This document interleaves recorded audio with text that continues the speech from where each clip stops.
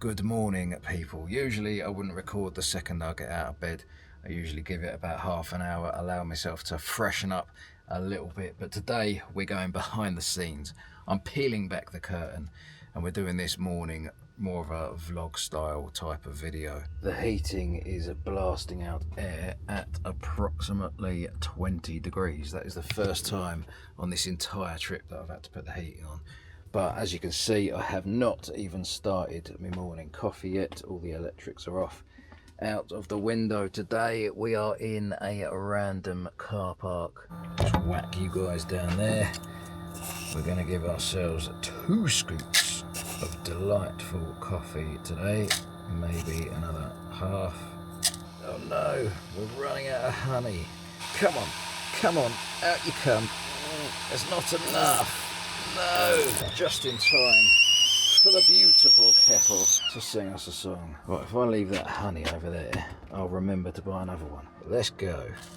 Oh, we're spilling. I have a feeling we're going to need the old shades on.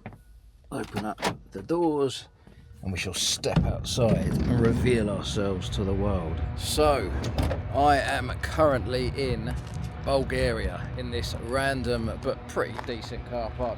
I mean, it's not the quietest of things. I don't know if you can hear that buzzing noise in the background there. Right behind us is Sofia Central Station. Sofia is the capital city of Bulgaria. Please don't hate me if I have that incorrect, but I'm pretty sure that is the case. This car park is 10 euros per night, so that's a pretty decent price. I got here last night. There is a little guy on the security gate up the front as well. Well, he's not that little. We've got trams going past and everything. And when I say everything, I mean it. Behind the station over there is an airport.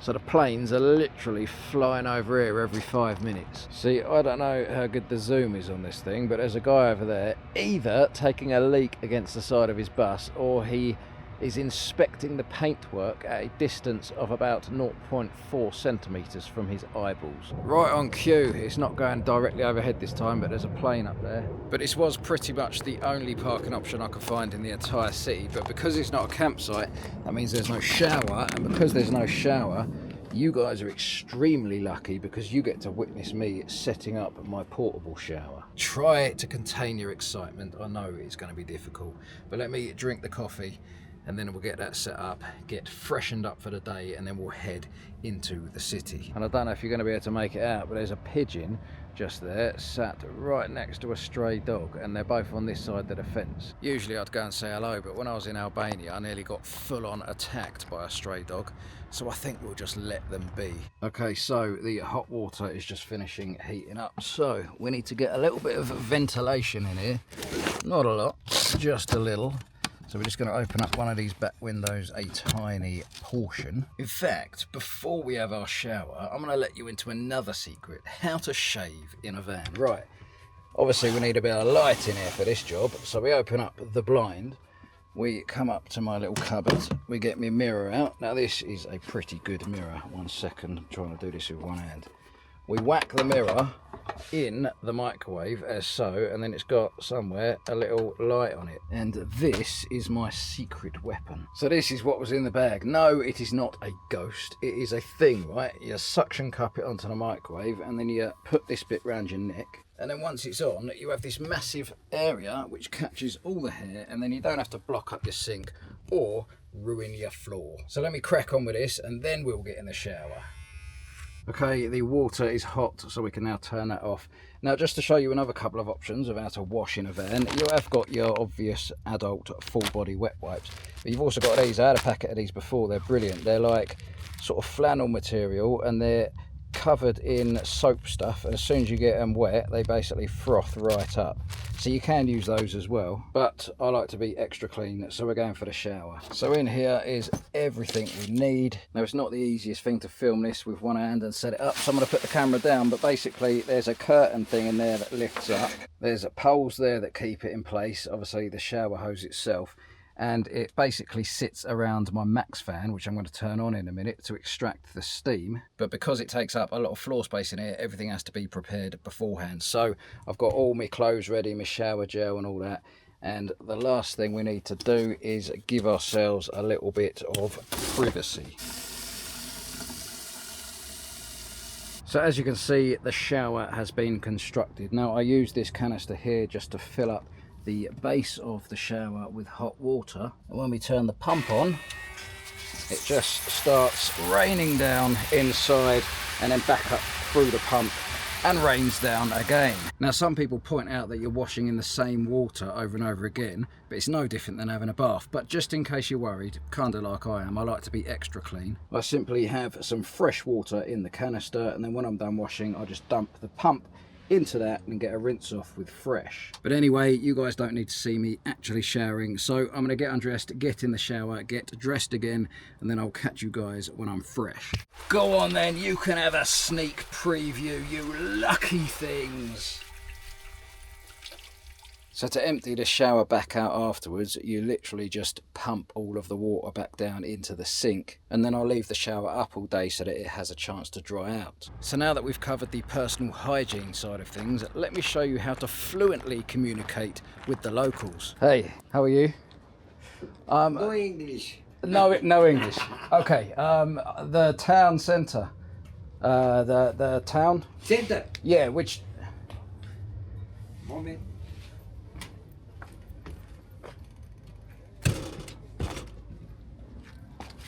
Yes. Straight down. Turn right. You burnt your fingertips on a candle and you walk. You burn your fingertips more. No drive. Okay. Kiss to the air. Turn right. Perfect. Yeah, you burnt your fingertips on a candle. Perfect. Oh, look, he's trying to get through. Говорят на английский человек. Poor guy, hopefully he'll be able to find a bucket of ice to stick those damaged fingertips in. But from what I gather, we've got to go down here and hang a right. So we've got the main central station over there, I'm guessing that's trains. You've got the central bus station there. I'm assuming by buses they mean these trams. The button to cross the roads does not appear to be working, so we're just going to rely on these other people and copy what they do. Well, I was planning on going that way, but it looks like we're going this way. Okay, we appear to have reached the beginning of the centre, marked by this incredible lion. So I've read about a street, I'll have to look it up, see what it was called. But I'm pretty sure it's somewhere in this direction, and it's basically supposed to be the most famous shopping street in the whole of Bulgaria. Look at the size of that pizza. There's my bottle for comparison. It's huge. Look at them, that one's even bigger. Now I know you're probably thinking I was about to go in there, and normally you'd be right, but I have not had a McDonald's since 7 countries ago. Some of the countries didn't even have McDonald's, which I find hard to believe, but it is true. Sorry mate, don't know whether I'm allowed to walk in front of cars or not. Although I'm not going to lie, every time I see one of these style hot dogs, I do get super tempted. I absolutely love them. A bit of mustard, a bit of ketchup, you can't go wrong.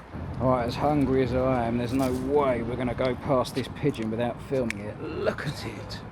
What an absolute beautiful specimen. And also, look at that building over there. That's quite impressive. Will someone explain how this is possible? So the map told me that McDonald's was literally right here. So I've got it, the map even said you have arrived at your destination, but there's no McDonald's here. So I come out of the map, went back in, typed in McDonald's again, and now it does not say there's a McDonald's here. It's literally just changed its mind. Okay, a new McDonald's has appeared on the map. Your guess is as good as mine as to why that's happened, but we're just approaching it now, and if you ask me, it doesn't look like a sort of regular branch of McDonald's. Okay, according to the map, we're right on top of it now, so I'm just going to take a closer look to be sure, because you never know, maybe it's just a slightly different decor to what I'm used to. But I can't see a counter, and they certainly don't have any of the machines where you can do your order yourself in English. I don't know what we're going to do. Okay, I'm just going to head to the McDonald's which has been present on the map the entire time, because it happens to be right at the end of the famous shopping street. Alright, this is getting out of hand now. How the hell do we get over there? There's literally no pedestrian crossings anywhere. There's a bunch of traffic lights for the cars and that's it. I've come so far out my way, but I've found a crossing, so we can at least get across this bit of the road. Alright, dilemma, we've hit another crossroads. It's time to get the map out again, or do we just wing it and go down here? I reckon this famous shopping street might be the one, you know. I can't think of what the one in London's called, but where Harrods is and that. But it must be like that, 'cause you've got a well nice Merc there.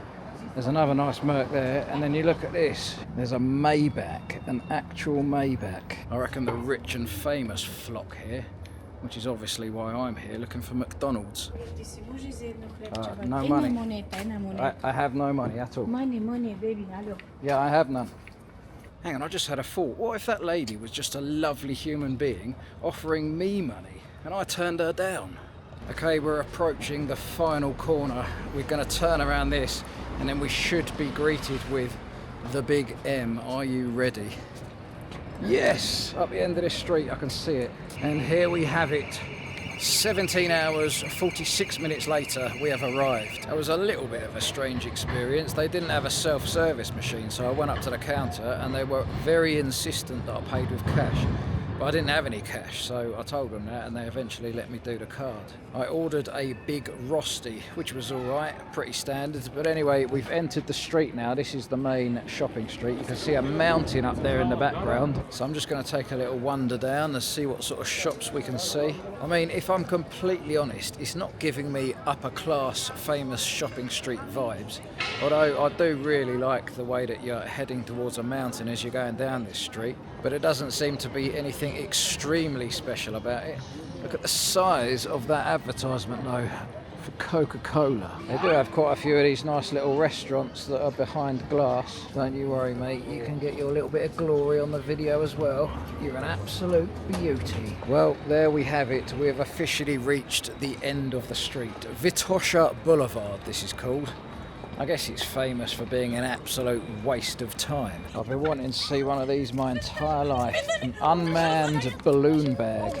So you got that balloon bag just sitting there, and then there's two hats just out on the street collecting donations. Are the street performers getting that lazy that they don't even turn up to their own show now? They just chuck the balloons down in a bag, go home for the day and come back and collect their winnings. But I'm pretty sure I've walked the entire length of the city now, so I am going to head back in this direction through the famous shopping street and back towards the van. I do not believe it. I'm walking back, right, and I'm near the old stuff, you know, the old stuff. And right across the street, McDonald's. That's the mystery one which disappeared off the map a couple of times. Unbelievable. We were literally within a stone's throw of it. In fact, at one point I walked right past the front door. Ah well, we've had a nice walk, experienced some things, but right now let's crack on back to the van. Okay, I'm approaching the Pigeon. Now usually what I'd do in this situation is I would get inside the van and clear up the shower and get everything looking back to normal before I start recording. However, today is all about showing you the realness. So this is what we got to contend with. Before we can have a, whoa, my glasses. Before we can have a, whoa, I'm stuck to my camera. Before we can have a lie down. Let's get the old lights on. And we can see, luckily it's been a warm day today, so I imagine, oh yes, bone dry. Okay, collapsed, halfway, job done. And it lives behind all of this gear. But yeah, when I got stuck the other day on the beach and I had to use these, I damaged one of the magnets which was on the back here. I think it's that one. So now it might be alright, but I'm not trusting them putting them back on the van until I get home and get a new magnet. Then we remove the chest. Okay, the space has been cleared, so this now just slides right in there.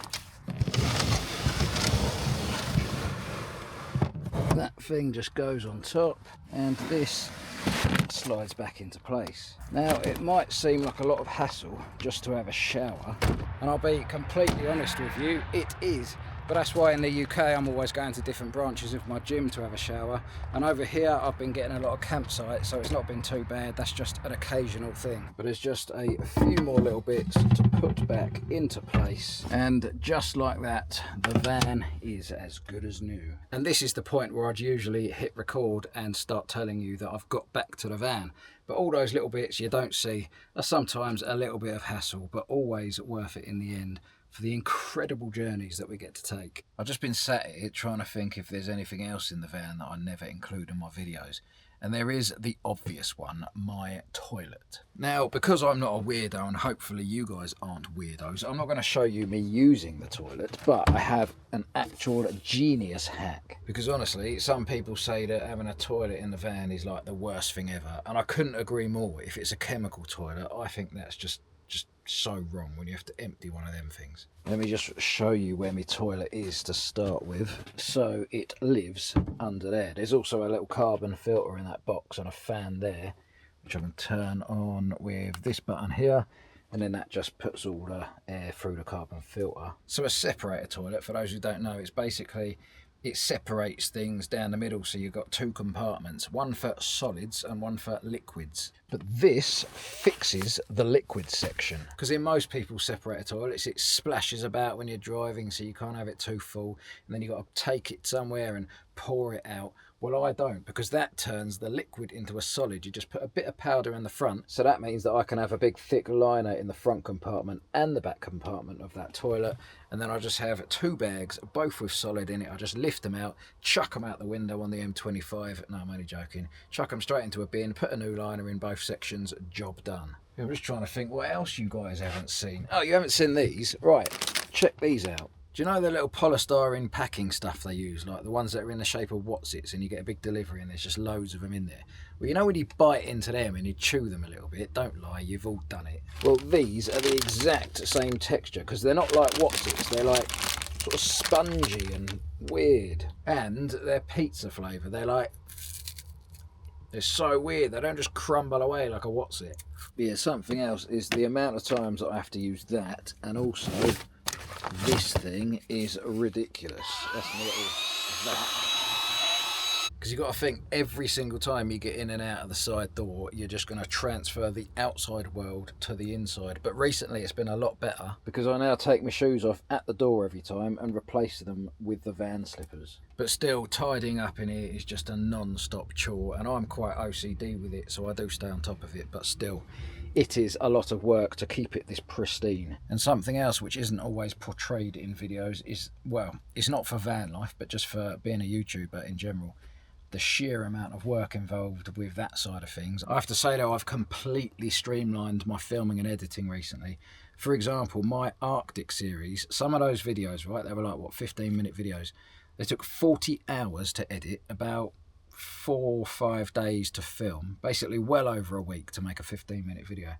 And it was absolutely relentless. It wasn't sustainable, so I've streamlined everything. It doesn't take that long now. But still, there are many hours spent at that desk right there. And another thing that I'm constantly having to think about is, am I in a good enough location to get more content for the channel? And despite the fact that I am literally on the edge of the capital city of Bulgaria, and I do quite like this place to be honest, but I don't think there's anything I could go out and film right now that's going to add a whole great deal of value to this video. And to be honest, that's why I included some of the stuff from inside the van in this episode as well, because I knew that taking a little walk through the city centre couldn't really provide enough entertainment on its own.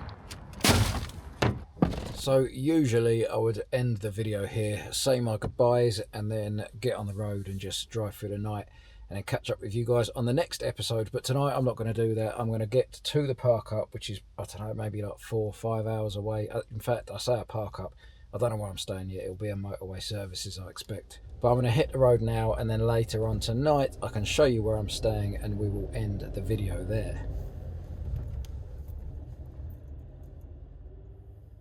4 hours straight I've been driving for. Usually I pull over for snacks, but I didn't even do that.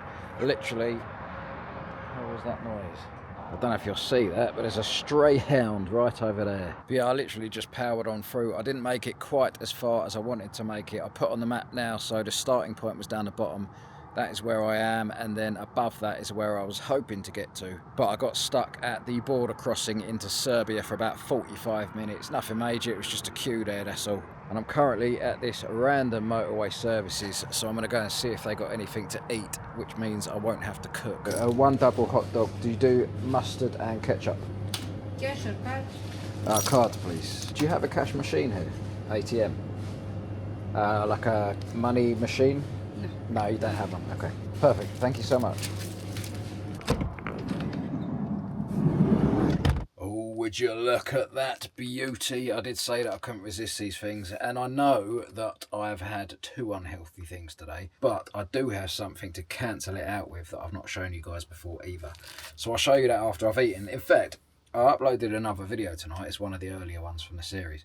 And someone commented saying, why do I always show myself eating? Now, first of all, I don't. What I usually do, right, is I put it up to my mouth and then I cut there and then I show my reaction to it afterwards, because I know people don't like watching other people eating. But just because of that comment, whoever you are,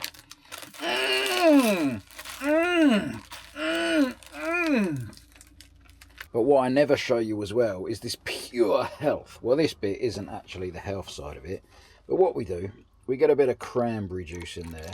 And this is disgusting, by the way. I'm not saying this is like a nice thing to have, but that's the whole point of healthy food, right? The more disgusting it is, the better for you it is. So anyway, I then get this super greens powder, and it is honestly, I think it's horrible anyway. It's all thick and nasty, and it takes forever to stir it in. I mean, look at that. There's like sludgy bits stuck to the spoon. Look at the state of that. It's genuinely disgusting, but it just goes to show that off camera, I'm a picture of living health. And you have to hold your breath for this one.